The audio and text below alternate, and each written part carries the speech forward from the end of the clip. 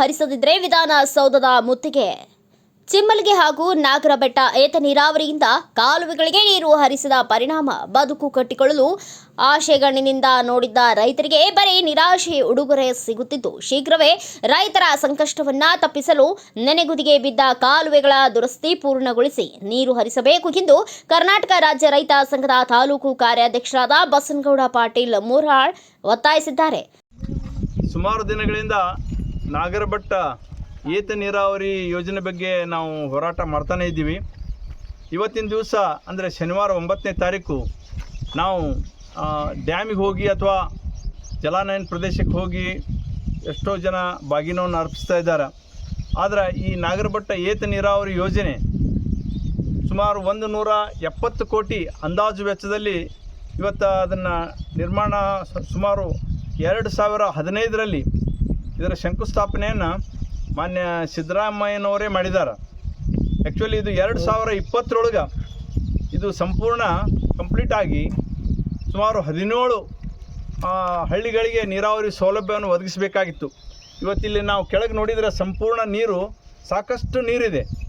ಆದರೆ ನಾವು ಅಲ್ಲಿ ನಮ್ಮ ಒಂದು ಲಿಫ್ಟ್ ಇರಿಗೇಷನ್ ಪ್ರಾಜೆಕ್ಟ್ ಅಲ್ಲಿ ಏನು ಸ್ಟಾರ್ಟ್ ಆಗ್ತಾ ಅರಸನಾಳ ಹತ್ರ ಹೋದ್ರೆ ಅಲ್ಲಿ ಇನ್ನೂ ಕೆನಾಲ್ಗಳು ಪೂರ್ಣಗೊಂಡಿಲ್ಲ, ಆಮೇಲೆ FICಗಳಾಗಿಲ್ಲ, ಅಪೂರ್ಣ ಆಗಿದೆ. ಆದರೆ ನಾವು ಇವತ್ತಿನ ದಿವಸ ಇಲ್ಲಿ ಬಾಗಿನವನ್ನು ಹನುಮಪ್ಪ ಬಂಗಾರಗುಂಡ ಹನುಮಪ್ಪ ಅಂದರೆ ಒಬ್ಬ ಜಾಗೃತ ಒಂದು ದೇವಸ್ಥಾನ ಇದೆ, ಇಲ್ಲಿ ಹನುಮಪ್ಪನ ದೇವಸ್ಥಾನ. ಅಲ್ಲಿ ಬಂದು ಇವತ್ತು ಬಾಗಿನ ಅರ್ಪಿಸುವ ಒಂದು ಕಾರ್ಯಕ್ರಮವನ್ನು ಎಲ್ಲ ರೈತರು ಸೇರ್ಕೊಂಡು ಮಾಡಿದ್ದೀವಿ. ನಾವಿಲ್ಲಿ ಯಾಕೆ ಬಂದಿದ್ದೀವಿ ಅಂತಂದರೆ ಇವತ್ತು ರೈತರಿಗೆ ಇದು ಗೊತ್ತಾಗಬೇಕು. ಇವತ್ತು ಬಂಗಾರ ಎಲ್ಲಿದಪ್ಪ ಅಂತಂದ್ರೆ ನೀರೇ ಬಂಗಾರ ನಮ್ಗೆ. ಇವತ್ತು ರೈತರಿಗೆ ನೀರೇ ಬಂಗಾರ. ಆ ನೀರು ನಮ್ಮ ಹೊರಗಳಿಗೆ ಬಂತಪ್ಪ ಅಂದ್ರೆ ಸಾಕಷ್ಟು ಇವತ್ತು ಅಭಿವೃದ್ಧಿ ಆಗ್ತದಂತ ನಾನು ಸಾಕಷ್ಟು ಸಲ ನಾನು ಈಗಾಗಲೇ ಒಂದು 2-3 ಸಲನೂ ಇಲ್ಲೇ ನಾವು ಸ್ಟ್ರೈಕ್ ಮುಖಾಂತರ ಒಂದು ಪ್ರತಿಭಟನೆ ಮಾಡೋ ಮುಖಾಂತರ ನಾವು ಹೇಳಿದ್ವಿ. ಆದರೆ ಇಲ್ಲಿವರೆಗೆ ಸರ್ಕಾರ ಇದ್ರ ಬಗ್ಗೆ ಎಚ್ಚೆತ್ತುಕೊಳ್ತಾ ಇಲ್ಲ. ಇದ್ರ ಬಗ್ಗೆ ಒಂದು ಸ್ವಲ್ಪನೂ ಅವರು ಏನೂ ಒಂದು ಸ್ಪಂದಿಸ್ತಾ ಇಲ್ಲ. ಯಾಕಂದರೆ MD ಅವರಿಗೆ ಹೋಗಿ ನಾನು ಲೆಟರ್ ಕೊಟ್ಟು ಬಂದಿದ್ದೀನಿ. ಇಲ್ಲಿ FICಗಳಾಗಿಲ್ಲ. ಇನ್ನೂ ಏನಪ್ಪ ಅಂತಂದ್ರೆ ಈ ಕೆಲವೊಂದು ಕಾಲುವೆಗಳೊಳಗೆ ಮಣ್ಣು ಎಲ್ಲ ತುಂಬಿಟ್ಟದೆ, ಮುಳ್ಳು ತುಂಬಿಟ್ಟದೆ. ಈಗೇನಾದರೂ ಇಲ್ಲಿಂದ ನೀರು ಬಿಟ್ಟರೆ ನೀರಂತೂ ರೆಡಿನೇ ಇದೆ. ಇದು ಟರ್ಬೈನ್ಸ್ಗಳು ರೆಡಿ ಇದಾವೆ, 4 ಟರ್ಬೈನ್ಸ್ಗಳು ಒಳಗಡೆನೂ ನಾವು ಹೋಗಿ ನೋಡ್ಬೋದು. 4 ಟರ್ಬೈನ್ಸ್ಗಳು ರೆಡಿ ಇದಾವೆ. 2.5 ತಾಸಿನ ನೀರು ಅಲ್ಲಿಗೆ ಹೋಗ್ತದೆ. ಹೋದ್ರೆ ಕಾಲುವೆಗಳು ಅಪೂರ್ಣ ಅದಾವೆ. ಒಂದು ವೇಳೆ ನೀರು ಹೋಯ್ತಪ್ಪ ಅಂತಂದ್ರೆ ಕಾಲುವೆಗಳು ಒಡೆದು ಮತ್ತೇನದ ಜಮೀನುಗಳಿಗೆ ನೀರು ನುಗ್ತದೆ. ಆದರೆ ಈ ಮೊನ್ನೆ ಸ್ವಲ್ಪ ಮಳೆ ಆಗ್ಯದ. ಇಲ್ಲಿವರೆಗೆ ನಮಗೆ ಮಳೆನೇ ಇದ್ದಿಲ್ಲ. ಈಗ ಒಂದು ವಾರದಿಂದ ಮಳೆ ಆಗ್ಯದ ನಮ್ಗೆ. ಆದರೂ ಅದು ನಮಗೆ ಸಂಪೂರ್ಣ ಏನಪ್ಪ ಅಂದ್ರೆ ಜಮೀನುಗಳಿಗೆ ನೀರು ಏನಪ್ಪ ಅಂದ್ರೆ ಸಿಕ್ಕಿಲ್ಲ ಜನರಿಗೆ. ಯಾಕಂದರೆ ಇದೇ ಸಣ್ಣ ಒಂದು ಯಾಕಪ್ಪ ಅಂದ್ರೆ ತೊಗರಿ ಆಮೇಲೆಪ್ಪ ಅಂತಂದ್ರೆ ವರ್ಷದ 12 ತಿಂಗಳು ನಮ್ಗೆ ನೀರು ಬರಬೇಕು. ಯಾಕಂತಂದ್ರೆ ಇವು ಯಾವಾಗಲೂ ನೀರು ಇರ್ತದೆ. ಇನ್ನೊಂದು 100 ಮೀಟ್ರ್ ಇಲ್ಲೊಬ್ಬರು ಹಿರಿಯರು ಹೇಳಿದ್ರು ಇನ್ನೊಂದು 100 ಮೀಟ್ರ್ ಎಕ್ಸ್ಕವೇಷನ್ ಮಾಡಬೇಕಾಗಿತ್ತು, ಅವರು ಮಾಡಿಲ್ಲ ಅಂತ ಅಲ್ಲಿಗೆ ಬಿಟ್ಟಿದ್ದಾರೆ. ಅದನ್ನು ಮಾಡಿದ್ರಪ್ಪ ಅಂತಂದ್ರೆ ನಮ್ಗೆ 12 ತಿಂಗಳು ನೀರು ಸಿಗ್ತದೆ. ಇದರಿಂದ ಇನ್ನೊಂದು ಅಡ್ವಾಂಟೇಜ್ ಏನಪ್ಪ ಅಂತಂದ್ರೆ ಅಲ್ಲೇ ಚಿಮ್ಲಿಗೆ ಲಿಫ್ಟ್ ಇರಿಗೇಷನ್ ಅದ, ಇದ್ರ ಕೆಳಗೆ ಬರ್ತದೆ ಚಿಮ್ಲಿಗೆ ಲಿಫ್ಟ್ ಇರಿಗೇಷನ್ನು. ಅದಕ್ಕೆ ನಾವು ಆ ಕಾಲುವೆ ಕೂಡ ಇದನ್ನು ನಾವು ಜಾಯಿನ್ ಮಾಡಿದ್ರೆ ಎಲ್ಲ ರೈತರಿಗೂ ಪ್ರತಿ ಒಂದು 12 ತಿಂಗಳನ್ನು ನೀರು ಸಿಗ್ತದೆ.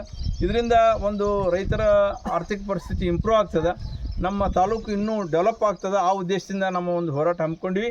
ಮತ್ತು ಈ ಹೋರಾಟಕ್ಕೆ ಸರ್ಕಾರ ಕೂಡಲೇ ಒಂದು ಸ್ಪಂದಿಸಿ ನಮ್ಮ ಈ ಒಂದು ನಮ್ಮ ಬೇಡಿಕೆಗಳನ್ನು ಸುಮಾರು 6 ತಿಂಗಳೊಳಗೆ ಈಡೇರಿಸಬೇಕು. ಇಲ್ಲ ಅಂತಂದ್ರೆ ನಾವು ಕೃಷ್ಣಾ ಭಾಗ್ಯ ಜಲನಯನದ ಮುಂದೆ ಒಂದು ಧರಣಿ ಸತ್ಯಾಗ್ರಹವನ್ನು ಹೂಡುವಂಥ ನಾವು ಅನಿವಾರ್ಯ ಆಗ್ತದೆ ಸರ್ಕಾರದ ವಿರುದ್ಧ. ಯಾಕಪ್ಪ ಅಂದ್ರೆ ಸರ್ಕಾರ ಮತ್ತೀಗ ಸುಮ್ಮನೆ ನಮ್ಮ ಕಣ್ಣು ಮುಚ್ಚಿ ಕಿವಿ ಕಿವುಡಾಗಿ ಕಣ್ಣು ಕುರುಡಾಗಿ ಕುಂತ್ಬಿಟ್ಟದ. ಯಾಕಂದ್ರೆ ಇದ್ರ ಬಗ್ಗೆ ಯಾರೂ ಕೇಳ್ತಾನೇ ಇಲ್ಲ. ನಾವು 2-3 ಸಲ ಬಂದು ಇಲ್ಲೆಲ್ಲ ಮಾಡಿದ್ದೀವಿ. ಪತ್ರಿಕಾ ಮಾಧ್ಯಮದವ್ರು ಇದ್ರಿಗೆ ನಾವು ಹೇಳಿಕೆಗಳನ್ನ ಕೊಟ್ಟರು ಯಾವ ಒಬ್ಬ ಅಧಿಕಾರಿನೂ ನಮಗೆ ಇಲ್ಲಿ ಕೇಳಿಲ್ಲ, ಮತ್ತು ಯಾವ ಒಬ್ಬ ಚುನಾಯಿತ ಪ್ರತಿನಿಧಿಗಳು ಇದ್ರ ಬಗ್ಗೆ ಕೇಳಿಲ್ಲ. ಅದು ದಿವ್ಯ ನಿರ್ಲಕ್ಷ್ಯ ಅಥವಾ ಅದ್ರ ಬಗ್ಗೆ ಏನದ ಒಂದು ಅಸಡ್ಯವೋ ಗೊತ್ತಾಗ್ತಾ ಇಲ್ಲ. ಇದ್ರ ಬಗ್ಗೆ ಕೂಡಲೇ ಸರ್ಕಾರ ಜಾಗೃತ ಆಗಿ ನಮ್ಗೆ ಮುಂದಿನ ಇದ್ರೊಳಗೆ ನೀರು ಕೊಟ್ರಪ್ಪ ಅಂದ್ರೆ ಅನುಕೂಲ ಆಗ್ತದೆ ಅಂತ ನಾ ಹೇಳ್ತೇನೆ. ಸಮೀಪದ ಬಂಗಾರಗುಡ ಕಪನೂರು ಗ್ರಾಮದ ಮಾರುತೇಶ್ವರ ದೇವಾಲಯದ ಬಳಿ ನದಿಗೆ ಬಾಗಿನ ಅರ್ಪಿಸಿ ಪಕ್ಕದಲ್ಲಿ ನಿರ್ಮಾಣಗೊಂಡ ನಾಗರಬೆಟ್ಟ ಏತ ನೀರಾವರಿ ಜಾಕ್ವೆಲ್ಗಳಿಗೆ ತೆರಳಿದ ಕರ್ನಾಟಕ ರಾಜ್ಯ ರೈತ ಸಂಘದ ಅಪಾರ ಪದಾಧಿಕಾರಿಗಳು ಮತ್ತು ಜನಪ್ರತಿನಿಧಿಗಳು ಬೇಜವಾಬ್ದಾರಿಗೆ ಆಕ್ರೋಶ ವ್ಯಕ್ತಪಡಿಸಿದರು. ನಮ್ಮ ಉತ್ತರ ಕರ್ನಾಟಕದಲ್ಲಿ ಸುಮಾರು 90 ಶಾಸಕರು ಇದ್ದಾರೆ ಎಂದಾದರೂ ನೀರಾವರಿ ಬಗ್ಗೆ ಹೋರಾಟ ಮಾಡಿದ್ದೀರಿಯೇ ಎಂದು ಪ್ರಶ್ನಿಸಿದ ಅವರು ರೈತರ ಪರ ಒಬ್ಬರು ಧ್ವನಿ ಎತ್ತುತ್ತಿಲ್ಲ ಎಂದು ಕಿಡಿಕಾರಿದರು. ರೈತ ಸಂಘದ ಹಸಿರು ಸೇನೆಯ ಪ್ರಧಾನ ಕಾರ್ಯದರ್ಶಿಗಳಾದ ಸಂಗಣ್ಣ ಬಾಗೇವಾಡಿ, ಜಿಲ್ಲಾ ಪ್ರಧಾನ ಕಾರ್ಯದರ್ಶಿ ಗುರುಲಿಂಗಪ್ಪ ಹಂಡರಗಲ್ ಮಾತನಾಡಿ, ಬಿಜಾಪುರ ಜಿಲ್ಲೆ ಹೆಂಗಪ್ಪ ಅಂದ್ರೆ ಪಂಚ ನದಿಗಳ ಬೀಡು. ಇಷ್ಟೆಲ್ಲ ಇದ್ದು ನಮ್ಮ ರೈತರ ಹೊಲಕ್ಕೆ ನೀರಿಲ್ಲ. ಈಗ ತಳಗಿನ ಭಾಗದೊಳಗೆ ಈಗ ನಾರಾಯಣಪುರಲಿಂದ ಆ ಕಡೆ ಗುಲ್ಬರ್ಗ ಯಾದಗಿರಿ ಇವೇನು ಜೇವರಿಗೆ ಇವೇನದಾವಲ್ಲ, ನಾವು ಕಷ್ಟಪಟ್ಟ ರೈತರಿಗೆ ಏನೋ ಅನುಕೂಲ ಆಗಲಿ ಅಂತೇಳಿ ಡ್ಯಾಮ್ ಕಟ್ಸ್ಕೊಂಡೇವಿ. ನಮ್ಮ ಹೊಲನ ಮುನಿಗಿದೆ 3,000 ರೂಪಾಯಿದ ಒಂದು ಎಕರೆ. ಇದನ್ನು ಭಗವಂತನೇ ವಿಚಾರ ಮಾಡಬೇಕು. ಆದ್ರೂ ಏನೋ ಸರ್ಕಾರದಿಂದ ಇಂಥ ಸ್ಕೀಮ್ ನೂರಾರು ಕೋಟಿಗಳಿಂದ ಕಟ್ಸ್ಯಾರ. 2018 ಇದನ್ನು ರೆಡಿ ಮಾಡಿ ಓಪನಿಂಗೂ ಮಾಡ್ಯಾರ 2020 ಅಲ್ಲಿ ತನಕ ಇಲ್ಲಿವರೆಗೂ ನಮ್ಮ ರೈತರು ಹೊಲಗಳು ಹೆಂಗಪ್ಪ ಅಂದ್ರೆ ಬರಡು ಭೂಮಿ ಆಗ್ಯದ. ಮತ್ತು ರೈತರಿಗೆ ಸರಿಯಾಗಿ ಡಿಸ್ಟ್ರಿಬ್ಯೂಟರ್ ಮತ್ತು FIC ಇದ್ದಲ್ಲಿ ರೊಕ್ಕ ಕೊಡ್ಲಾರ್ಕದು ನಿಂತದಂತೆ ಹೇಳಿದರು. ಅದು ಏನೇ ಇರಲಿ, ಗಂಡ ಹೆಂಡತಿ ನೋಡುವ ಕೂಸು ಗಾಸಿ ಆಯ್ತು ಅಂತೇಳಿ ನಮ್ಮ ರೈತರನ್ನ ಗಾಸಿ ಮಾಡಕ್ಕೆ ಹತ್ಯಾರ. ದಯವಿಟ್ಟು ಈಗೇನು ಶಾಸಕರದಿರಲ್ಲ, ಅಧಿವೇಶನದೊಳಗೆ ನೀ ಹೆಚ್ಚು ತಿಂದು ಮಾತಾಡ್ತೀರಿ. ರೈತರ ಧ್ವನಿ ಒಂದು ಸ್ವಲ್ಪ ಯಾರು ಎತ್ತಾರನ್ರಿ? ಡಿಸ್ಟ್ರಿಬ್ಯೂಟ್ರ್ ಹೋದ್ರೂ ಇವತ್ತಿನ ಮಿತಿಗೂ ನೀರು ಬಂದಿಲ್ಲ ಅಂದ್ರೆ ನಮ್ಮ ಭಾಗದ ಶಾಸಕರು ನಮ್ಮ ರೈತರನ್ನ ಉದ್ಧಾರ ಮಾಡೋದು ಖಾಜಿ ತೊಗೋಬೇಕಂತ ನಮ್ಮದು ನಮಸ್ಕಾರಗಳು. ಅವ್ರಿಗೆ ಕೈ ಮುಗಿದು ಕೇಳ್ತೀವಿ. ಈಗ ಇಲ್ಲ ಅಂದ್ರೆ ನಾವು ರೈತರಿಗೆ ನೀರು ಕೊಡಿಸಲಿತನ ನಮ್ಮದು ಹೋರಾಟ ಸಕ್ಸಸ್ ಇದ್ದಿದ್ದೆ. ದಿಲ್ಲಿ ತನಕ ಹೋದ್ರೂ ನಾವು ಹಿಂದೆ ಸರಿಯುವಂಥದ್ದಿಲ್ಲ ಪಾಟೀಲರು. ನಾವು ಅದಕ್ಕಾಗಿ ನಮ್ಮ ರೈತರು ಹೊಲಗಳಿಗೆ ನೀರು ಕೊಡಿಸಬೇಕಂತ ರೆಡಿಯಾಗಿ ಬಂದೀವಿ. ನಾವು ಇಲ್ಲಿ ಬಂಗಾರಗೊಂಡು ಜಾಕೋಲಿಗೆ ಬರಬೇಕಾದ್ರೆ ಅದ್ರ ಕೂಡ ಇಷ್ಟೆಲ್ಲ ನಮ್ಮ ರೈತರು ಕಷ್ಟಪಟ್ಟು ನಮ್ಮ ರೈತ ಸಂಘದವ್ರು ಹೋರಾಡ್ತಾರಂದ್ರೆ ನಾವು ಅದಕ್ಕೆ ಹೆಲ್ಪ್ ಮಾಡ್ಬೇಕಂತ ನಮ್ಮ ಭಾಗದ ಶಾಸಕರಿಗೆ ನಾವು ಕೈ ಮುಗಿದು ಕೇಳ್ಕೊತೀವಿ. ಅದನ್ನು ರೈತರ ಹೊಲಕ್ಕೆ ನೀರು ಮುಟ್ಟಿಸ್ರಿ. ಈ 170 ಕೋಟಿ ದುಡ್ಡು ಅನ್ನಷ್ಟೇ ಕಳ್ಕೊಂಡಂಗೆ ಆಕೈತಿ ನಮ್ಮ ಭಾಗದಾಗ. ಅದು ಯಾರು ತಲೆ ಮೇಲೆ ಎಲ್ಲ ನಮ್ಮ ರೈತರು ತಲೆ ಮೇಲೇ ಇಟ್ಟಿರಿ.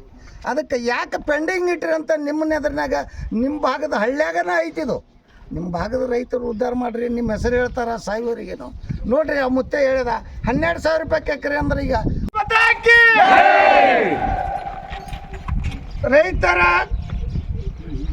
ರೈತರ ಹೋರಾಟಕ್ಕೆ ಬೇಕೇ ಬೇಕು. ಏತಕ್ಕಾಗಿ ಹೋರಾಟ?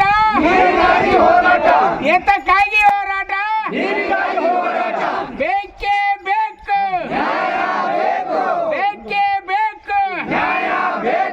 ಏತಕ್ಕಾಗಿ ಹೋರಾಟ? ನೂರಾರು ಕೋಟಿ ಅನುದಾನದ ಈ ಯೋಜನೆಯನ್ನ ಹೆಸರಿಗೆ ಮಾತ್ರ ಲೋಕಾರ್ಪಣೆ ಮಾಡಿದ್ದಾರೆ. ಕಾಲುವೆಗಳು ಅರ್ಧಂಬರ್ಧ ನಿಂತಿವೆ. ರೈತರಿಗೆ ಅವಾರ್ಡ್ಗಳು ನೀಡಿಲ್ಲ. ಬರೀ ನನಗಿಷ್ಟು ನಿಮಗಿಷ್ಟು ಎಂದು ಬಡದಾಡುವ ಶಾಸಕರುಗಳೇ ನಿಮ್ಮನ್ನ ನಂಬಿ ಆಯ್ಕೆ ಮಾಡಿದ ರೈತರ ಸಂಕಷ್ಟಕ್ಕೆ ಸ್ಪಂದಿಸಿ ಎಂದರು. ಈ ವೇಳೆ ಸಂತೋಷ ಸ್ವಾಮಿ, ವೀರಪ್ಪ ಮಡಿವಾಳ, ಹುಲಗಪ್ಪ ಗೌಡ ಬಿರಾದಾರ್, ಶಿವು ಕತ್ತಿ, ಮಲ್ಲನಗೌಡ ಬಿರಾದಾರ್, ಬಸನಗೌಡ ಬ್ಯಾಳಾಳ್, ಮಲ್ಲಿಕಾರ್ಜುನ ಬೇಸಲದಿನ್ನಿ, ಶ್ರೀಕಾಂತ್ ಗೌಡ ಬಿರಾದಾರ್, ರುದ್ರಪ್ಪ ಅಗ್ನಿ, ಸಂಗಪ್ಪ ಕತ್ತಿ, ರೇವಣಪ್ಪ ಹರ್ನಾಳ್, ಅಯ್ಯಪ್ಪ ಬಿದರ್ಕುಂದಿ ಉಪಸ್ಥಿತರಿದ್ದರು.